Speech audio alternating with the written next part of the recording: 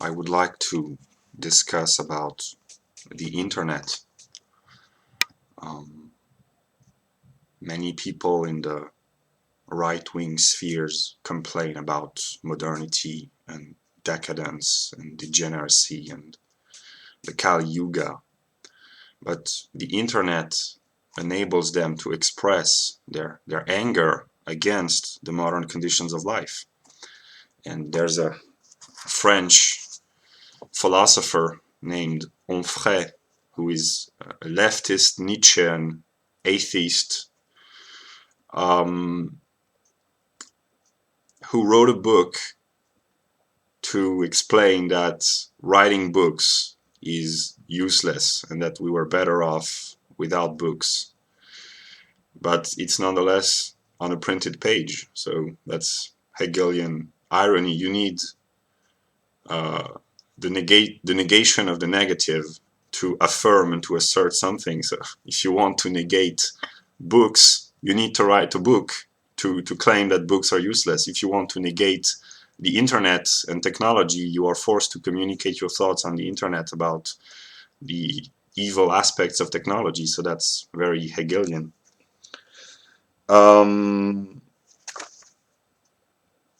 Whatever is said on the internet becomes eternal because it's trapped within the web of consciousness. And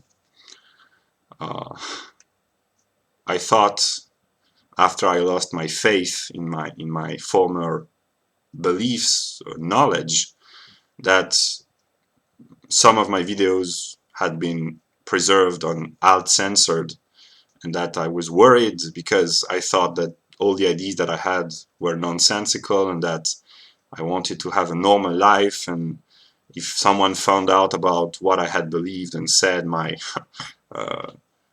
far-right views, that I would be in trouble. But actually now I understand that it was my unconscious will which preserved this video by the person who put them on alt censored so that they would become eternal. And this is the greatest gift that was ever done to me, because people will be able to show and understand my spiritual development and my spiritual progress with regression, because there's no progress without negation. And today I'm very happy that my videos were preserved, and I even regret that I deleted them, because not all of them have been preserved, and I wish I could have a full view of what I have said or believed. But I am thankful to the person who preserved this video. And I thought about that a few weeks ago before I came back to reason. I was watching pornography. I don't do that anymore, but then I used to. And there was a girl who was probably 18 years old, and she made a video about sex. There was anal sex in it. And she was asked by the person, why do you want to do that? And she said, I want to have an intense life, to feel a spicy experiment, so to speak. And I felt so much pity for her and compassion, because she did not realize that this outburst of youth exuberance and kind of stupidity would remain with her for the rest of her life, and that this video would haunt her for the rest of her days, and whatever is put on the internet will haunt you back for the rest of eternity. And I wanted to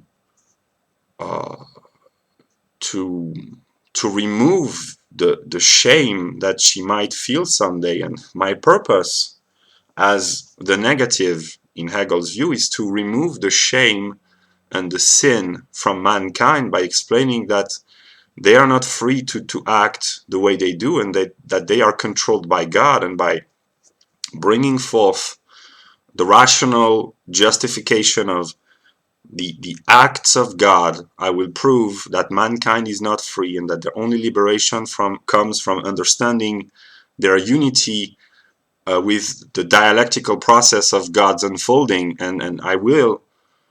That's the good side of the negative, is that I will remove guilt and shame in man and in woman by proving that they were not free and that they had never been free, and I will bring forth the liberation of mankind by making mankind become aware of its unity with the divine ID. But that's another story. So yeah, I want no one to feel ashamed of what they might have said or published on the internet, because you were not free to do it. It was God who was doing it through you, so you have no reason to be ashamed, and to accept one's own past and one's own mistakes is part of growing up, and to become responsible, and to accept the failures and the embarrassment of the past, and to transcend them by saying, okay, this is a part of my past, this is a part of myself, this is not the part that I prefer. I was embarrassed, I was ashamed, but I will make peace with this embarrassing part of myself. And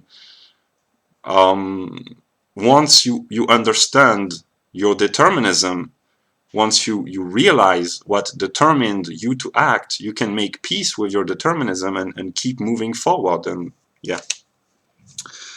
And then the idea of the opposition between a linear view of time with linear progress and a cyclical view of time, and this distinction between linear time and cyclical time is the distinction between what Hegel calls the bad infinite, which is that which always transcends the limit but always negates the limit and goes beyond itself, but to find always another limit and another ad infinitum. It's the bad infinite because it always transcends the limit but always finds another limit, whereas the good infinite, the real infinite, is that which goes out of itself and comes back into itself, and from the finite becomes infinite by negating its own negation. And a circle is the symbol of the infinite, because a circle is finite. It has a sphere, it has an area of circular extension, but the perimeter is infinite, because wherever you start from and wherever you go, you will always turn around in a circle. So the circle is the symbol of the finite within the infinite, whereas the line is just the bad infinite. And I have not yet fully understood yet, but I'm in the process of understanding that space exploration, the will to colonize other planets or even fantasize about going in other galaxies, it's the bad infinite. And infinite capitalist growth is a mode of the bad infinite, the idea that ever more quantitative growth is a good thing. It's a manifestation of the bad infinite. And yeah, so yeah. And the movie Fight Club, there's this famous quote, we work jobs we hate so that we can buy shit we don't need. And he talks about it in the book Forgotten Roots, and he mentions the Dharma, which is the cosmic law with neither beginning nor end, which permeates and applies to all animate beings and inanimate objects in the universe.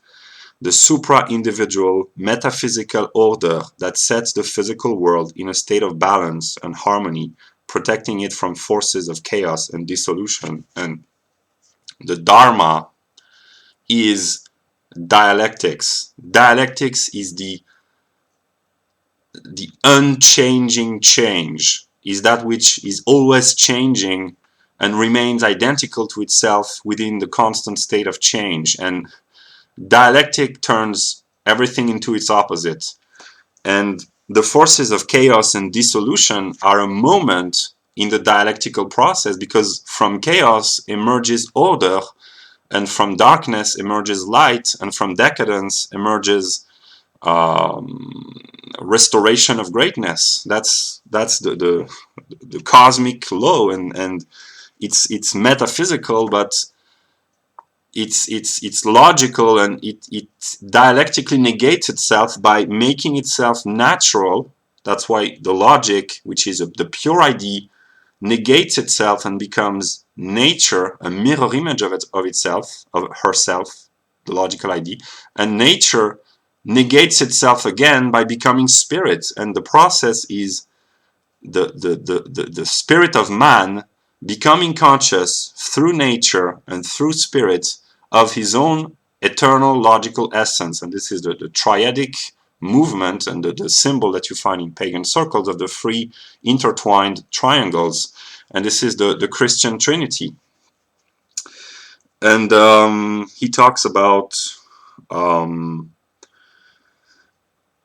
idea that for the Dharma, the universe is an extremely intelligent design rooted in transcendence. I made a video this morning about the super infinite absolute intelligence of God, which is this otherworldly, super beyond expression intelligence. I'm speechless when I think about the intelligence of God, because it's so overwhelming that even the whole of Hegel's encyclopedia cannot express how intelligent God is. And yeah, and we should construct our behavior in accordance with the Dharma, but the Dharma is acting through us, and when we fall, he puts us in an upward path, and when we are up, he puts us down, and he keeps